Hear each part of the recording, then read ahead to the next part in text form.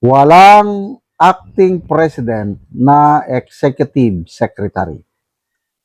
Ito ang reaksyon ng political strategist na si Malo Tikia sa umiikot na usapin sa social media kaugnay sa pagtawag kay Executive Secretary Ralph Recto bilang umano'y acting president. Kasunod ng kanyang pangunguna sa ilang mahalagang pulong sa Malacanang. Sa gitna ng mga viral posts at haka-haka online, lalo na sa panahon na may espekulasyon tungkol sa presensya at kalusugan ni Pangulong Bongbong Marcos Jr., diritsahang pinabulaanan ni Tikia ang naturang label. There is no such thing as the Executive Secretary being acting president in the Constitution. Nauna nang naging usap-usapan sa social media ang mga larawan at ulat kung saan si Recto ang nangunguna sa mga pulong ng gobyerno. Kabilang ang mga talakayan ukol sa oil crisis at pakikipag-ugnayan sa mga business leaders. Dahil dito may ilang netizens na nag-label sa kanya bilang acting president.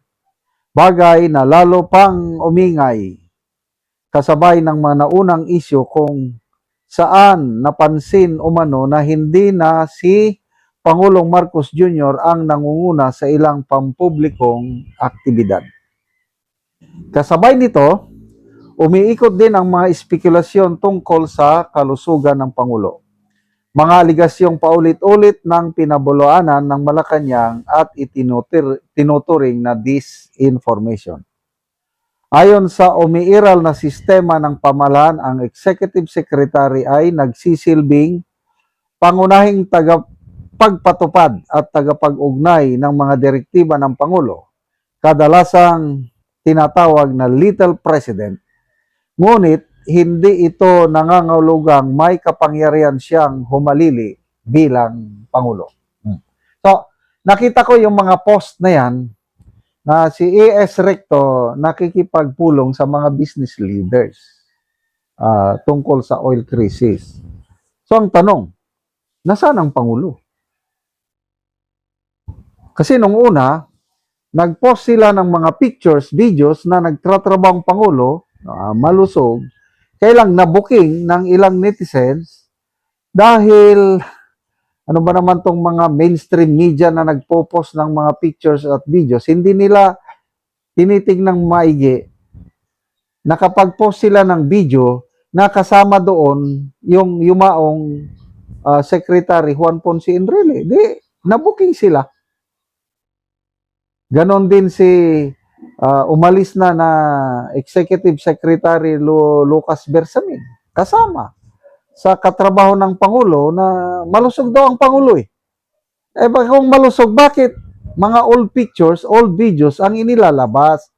Kaya lalong naghaka-haka ang taong bayan.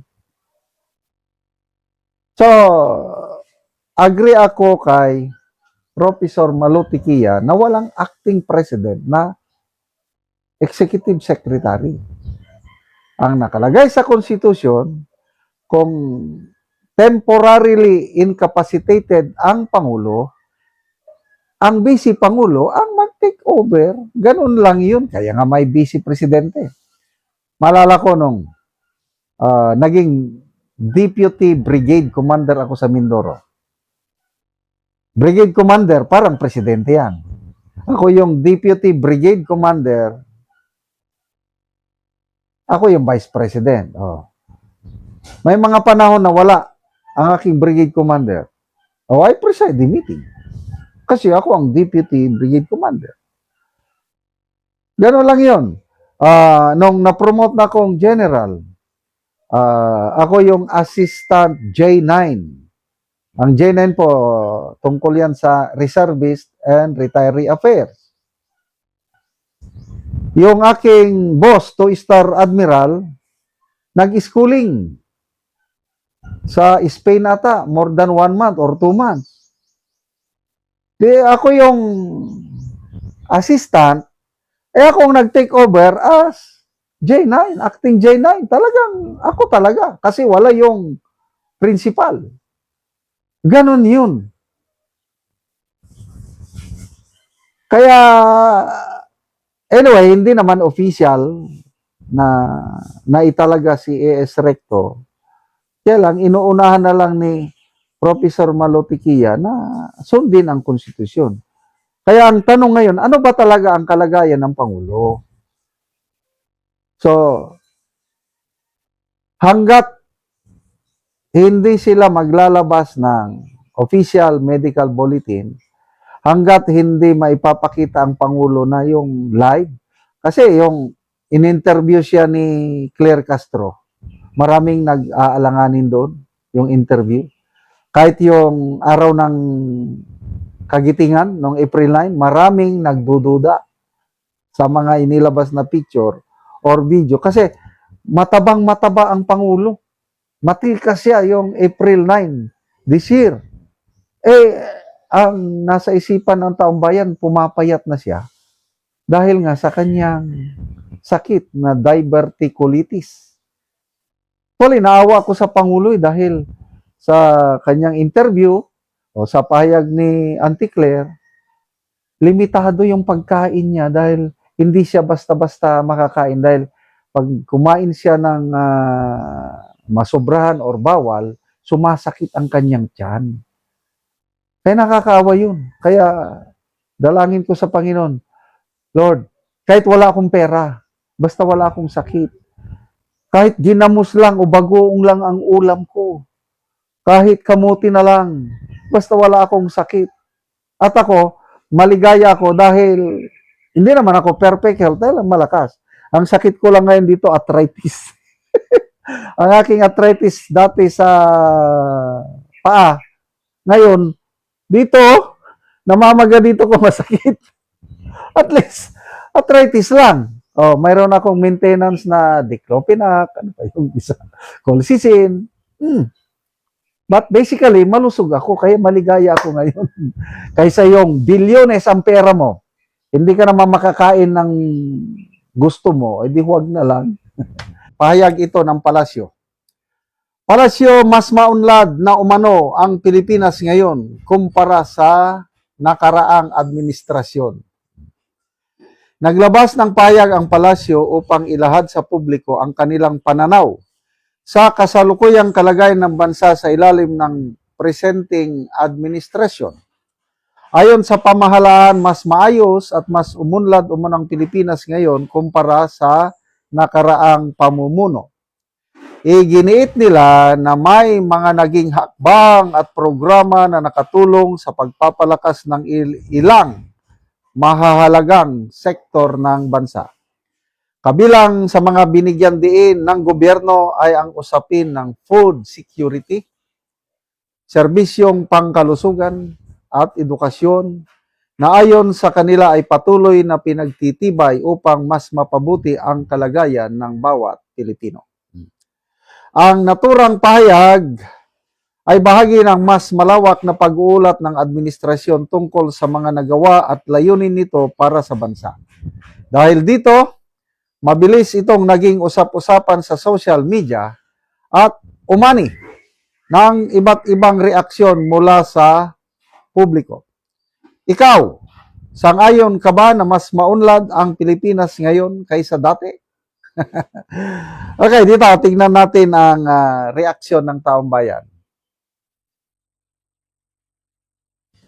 28,000 ang nag-react, 26,000 ang tumatawa, 715 ang galit, 741 lang ang nag-like. So, wala pang, sabihin mo na lang, 2% lang ang naniniwala sa pahayag na ito, 98% ang hindi naniniwala. Basa tayo ng mga comments. Dito, si Imelda Formento, sabi niya, noong panahon ni Duterte, nagkaroon ng COVID at maraming nawalan ng trabaho. Ngayon, walang COVID, pero bagsak ang ekonomiya, mataas ang lahat ng bibilhin, baon pa lalo sa utang ang bansa. Pero ah, maraming nakikinabang mali-malitang pera, kaya lang siguro puro taga-gobyerno yung nakikinabang. Sabi dito ni Kadabar, kayo lang mga magnanakaw ang umuunlad, hindi ang Pilipinas. Saan ito umunlad? Baka sa pangungutang. Yeah. Dahil ang utang natin ngayon 18.14 trillion pesos na.